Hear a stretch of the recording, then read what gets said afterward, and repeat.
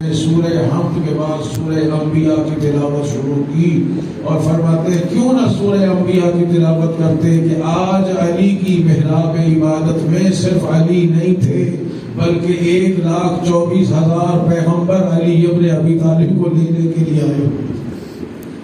امیر المومنین پہلی رکعت کا پہلا سجدہ تھا کہ اس ملعون نے وہ وار کیا امیر المومنین کے سر اقدس پر جس سے امیر المومنین کا سر شگافتہ ہو گیا۔ ایک آواز گونجی فضا میں کہ خدا کی قسم ارکان دین کو منہدم کر دیا گیا ہے۔ ساسا کہتا ہے میری آنکھ لگ گئی تھی، اچانک میری زوجہ نے مجھے جگایا کہ اٹھو، لگتا ہے کوفے میں کوئی زلزلہ آ گیا ہے، اور میں نے سنا ایک آواز گونج رہی تھی قد قتل امیر المومنین، علی کو قتل کر دیا گیا۔ مولا کے سارے بچے، مولا کے سارے بیٹے مسجد کی طرف آئے۔ امام حسن نے بابا کا سر اٹھایا۔ آج 1400 سال کے بعد ہمیں یہ لفظ سن کے بول کے ہم سے برداشت نہیں ہوتا۔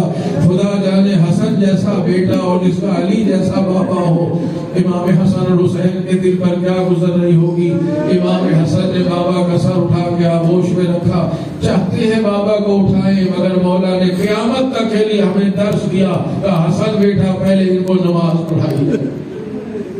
نماز پڑھائی، مولا نے اسی طرح سجدہ خاضع میں سر رکھا، اپنی نماز کو مکمل کیا، اور اس کے بعد امیر المومنین کو اسی چٹائی پر اٹھا کے لے جا رہے ہیں گھر کی طرف، اور سارے شیعیان امیر المومنین مولا کے ساتھ ساتھ ہیں۔ اور عزیزوں کیا عالم ہوگا کوفے کی گلیوں میں، کوفے کے شہر میں کیا عالم ہوگا جب زخمی حالت میں کہتے ہیں یہ زندہ جنازہ تھا جو گھر کی طرف لے جایا جا رہا تھا۔ خدا جانتا ہے کیا عالم ہوگا۔ امیر المومنین نے لوگوں کو رخصت کیا، فرمایا میری بیٹیوں کو مجھ سے بڑی محبت ہے، میری زینب کو، میری